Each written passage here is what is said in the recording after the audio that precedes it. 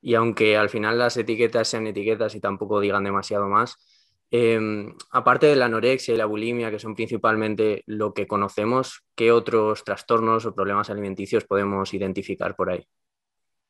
Pues en el sentido del diagnóstico, aunque convendría que luego hiciéramos aquí una pequeña crítica barra Mm, aclaración, tendríamos el trastorno de atracones, que es el más prevalente, que consistiría en una pérdida de control en forma de sobreingesta sobre la conducta alimentaria que no va seguida de ningún método de compensación, purga, etcétera, como vómito, realización de ejercicio intenso y demás.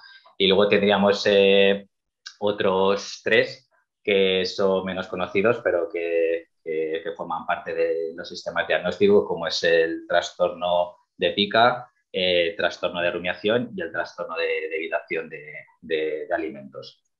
mm.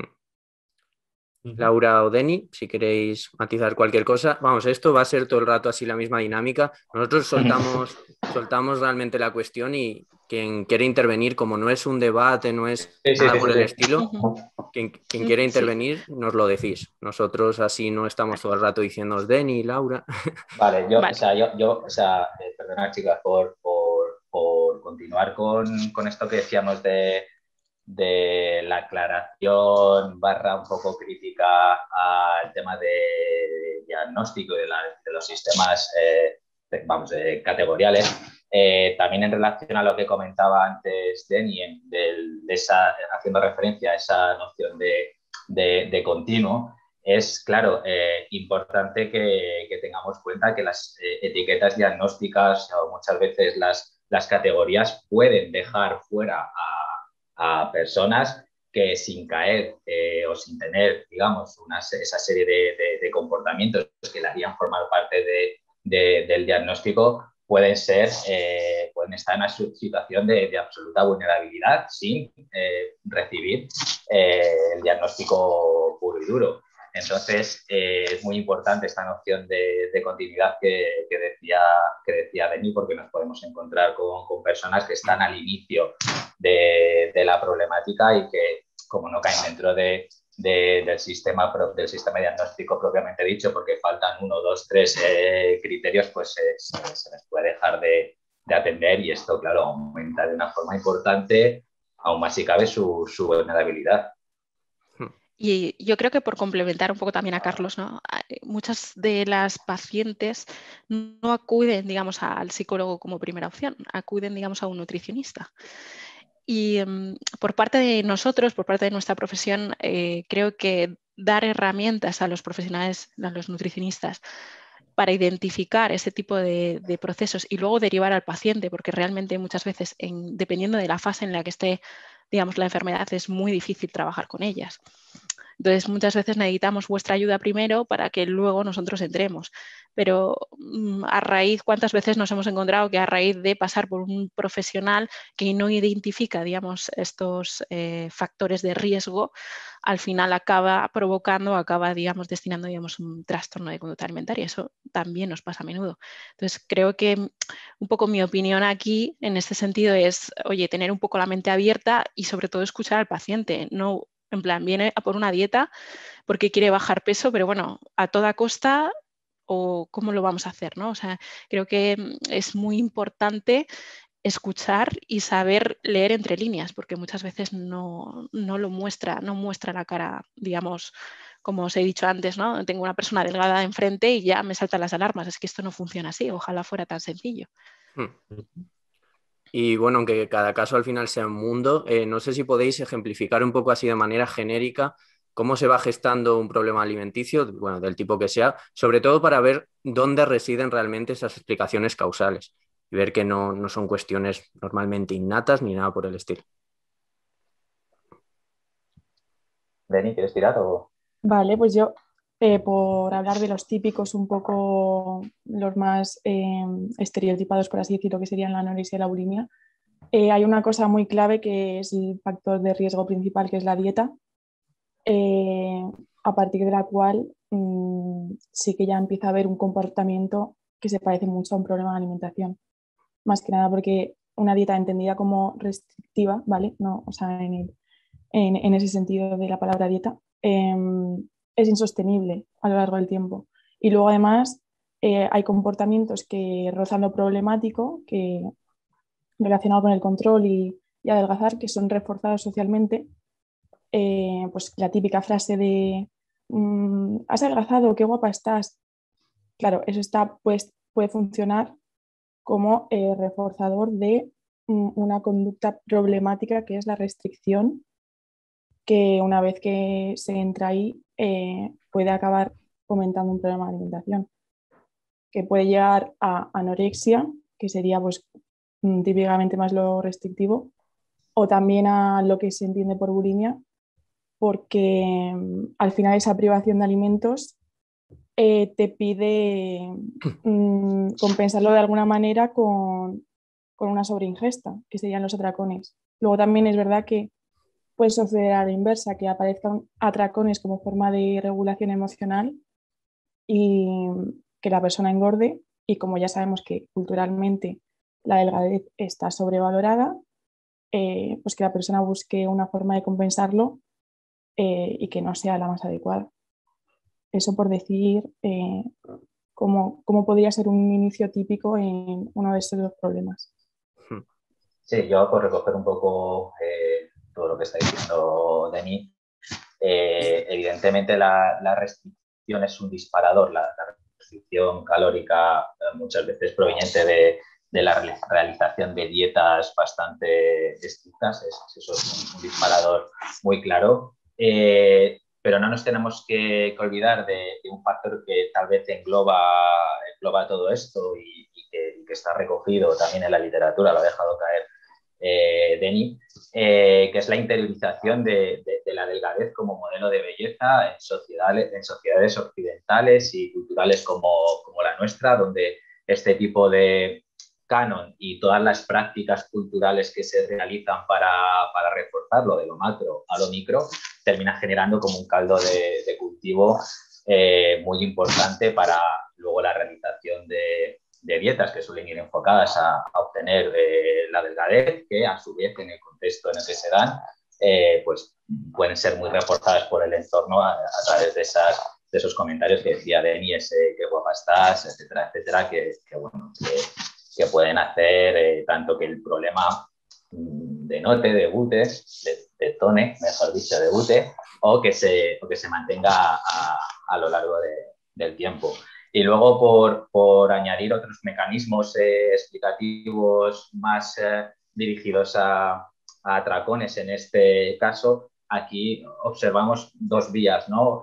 Por un lado, la pérdida de control en cuanto a la alimentación puede venir dada del hambre fisiológico que viene precedido de ese mantenimiento de una restricción calórica importante que evidentemente no se puede resistir por mecanismos biológicos de supervivencia que están ahí, que llevan a esa pérdida de control, o una segunda vía que también podría estar relacionada con la primera, que es la vía que viene un poco de regular el malestar emocional a través de distintos comportamientos, en este caso la ingesta, que puede funcionar como un aliviador muy potente que tiende a hacer repetirse ese comportamiento, ¿no? Digamos que aquí esa forma de comer estaría funcionando eso como una forma de regular, manejar determinados estados emocionales desagradables, negativos a través de la alimentación. Claro, el alivio es tan sumamente potente que funciona muy bien como reforzador, sin tener un poco en cuenta las consecuencias más negativas a medio y largo plazo. Sí, yo por último, para añadir un poco el concepto a nivel un poco más de restricción calórica, ¿no? Lo que habéis dicho. Yo creo que aquí se juntan un poco tanto la restricción calórica como la inmediatez, ¿no? Es decir, la gente lo quiere ya, lo quiere pronto y no está, lo que queremos conseguir los nutricionistas no es hacer pérdida de peso inmediata, ni mucho menos, es cambiar los hábitos.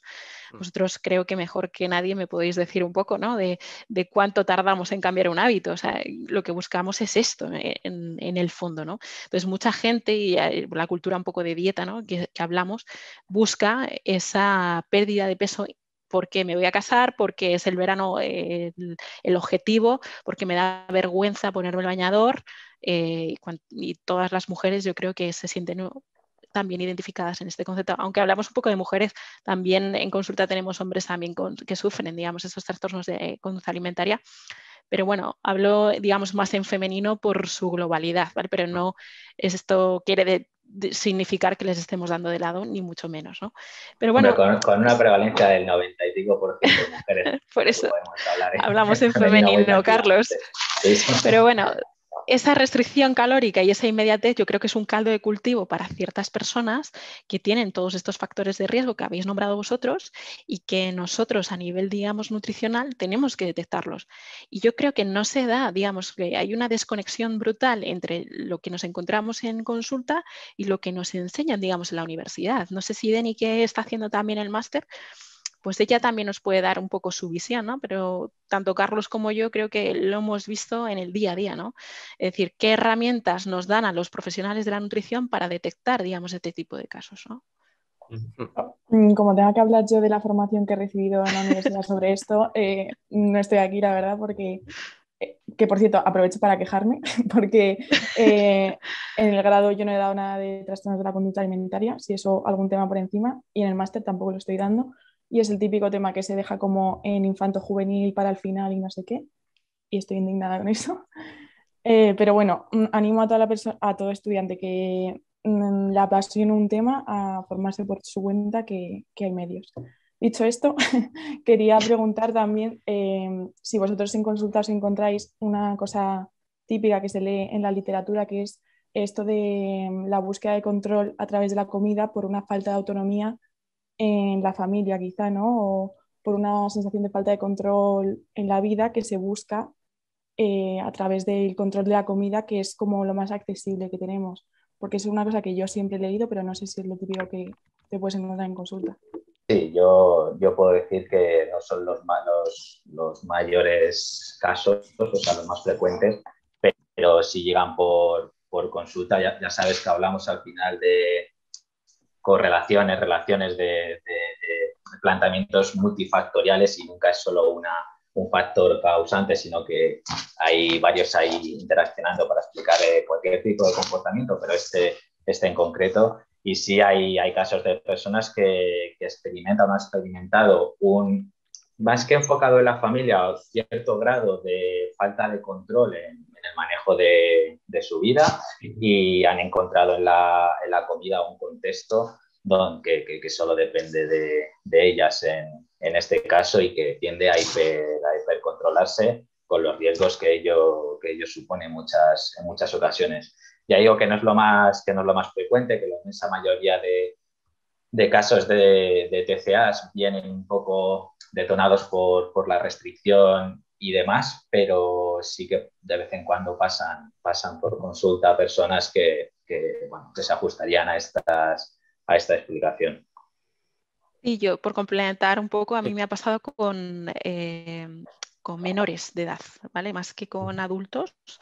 Sí que he tenido más casos de este tipo con menores, ¿vale? Que utilizan, digamos, la comida en ese aspecto, ¿no? Pero bueno, lo que dice Carlos, que al final es una enfermedad multifactorial que siempre pues, influye en multitud de otros factores que hay que tener en cuenta. Bien, ahora recogiendo un poco lo que habéis dicho, tanto Deni como Laura como Carlos, habéis hablado de que estos trastornos se ven principalmente, bueno, en la carrera se estudian en la parte de infanto-juvenil, ahora se encuentra con ellos también en casos de menores, pero queríamos hablar un poco también de los TCAs en las diferentes etapas evolutivas en general. Son más frecuentes en infancia, en adolescencia, existen también en madurez y en vejez. Sí, por tirar yo, creo que son suficientemente frecuentes en todas las etapas evolutivas, adolescencia y, digamos, estaría ese inicio generalmente y en adultez ahora mismo, siendo que culturalmente la juventud también la juventud como etapa evolutiva se alarga tanto, no es extraño encontrar personas que se inician en un TCA ya más entrada última juventud o inicio de, no sé, madurez o ya una adultez bastante desarrollada. También es verdad, y esto es una opinión más que datos oficiales concretos, que el hecho de estar hablando y estar visibilizando cada vez más los TCAs está favoreciendo que muchas personas, ya no adolescentes, sino bien adultas, estén buscando, solicitando ayuda psicológica para abordar este tipo de dificultades que han tenido como, bueno, un poco silenciadas o un poco ahí llevadas en silencio. Y bueno, esto también puede ayudar a tirar hacia adelante y a visibilizar este tipo de casos ya más entradas las etapas evolutivas más tardías.